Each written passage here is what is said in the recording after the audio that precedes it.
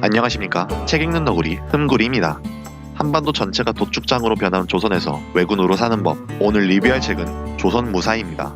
이 책은 임진왜란을 배경으로 하고 있습니다. 사실 임진왜란 하면 이순신 장군 외에는 별로 떠올리는 인물도 없고 딱히 다른 인물을 주목하는 작품도 많지 않습니다. 하지만 이 작품은 과감히 임진왜란은 이순신이라는 공식을 부수고 새로운 패러다임을 제시했습니다. 오늘의 주인공은 왜군입니다. 임진왜란 당시 왜군은 통역과 길 안내를 위해 대마도에 거주하는 백제인을 징집하여 데리고 다녔다고 하는데 주인공이 바로 그 백제인입니다. 주인공의 이름은 안용남으로 칼을 상당히 잘 다루는 것으로 묘사됩니다. 주인공은 책 초반에는 가급적 사람을 죽이지 않는 것처럼 행동합니다만 전투에는 적극적으로 가담하여 작은 공을 세우고 부하들의 신임을 얻으며 점차 군 내부에서 자신의 입지를 다지기 시작합니다. 그리고 마침내 스파이로 조선 깊숙이 들어갈 기회를 얻어 어쩌다 보니 왕의 곁을 지키는 선정관까지 올라가게 됩니다. 얼떨결에 조선의 수뇌부까지 들어온 주인공은 과연 어떤 길을 걷게 될까요? 이 이야기는 재미는 있지만 깊이가 얕은 느낌입니다. 확실히 많이 조사한 티가 납니다만 이야기 전개가 고증을 따라가지 못한다는 느낌입니다. 전체적으로 주요한 사건 대부분이 우연에 많이 의지하여 별로 설득력이 없어 보이기도 하고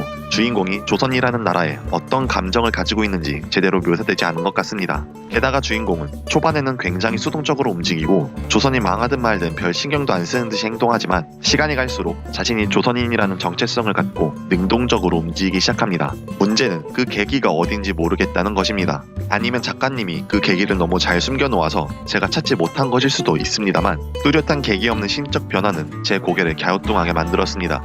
그리고 그 와중에 주인공은 왜 이렇게 때와 장소를 가리지 않고 여자에 집착하나요? 목숨이 왔다 갔다 하는 게 그런 게 생각이 납니까? 만약 원래 그런 캐릭터라면 어느 정도는 이해가 가능합니다만 그렇게 되면 초반에 진중해 보이도록 구축한 인물 설정이 설득력이 없어집니다. 하지만 지겨울 때쯤 전쟁 소설다운 칼 대 칼의 전투가 잘 묘사되어 있어 재미는 있습니다.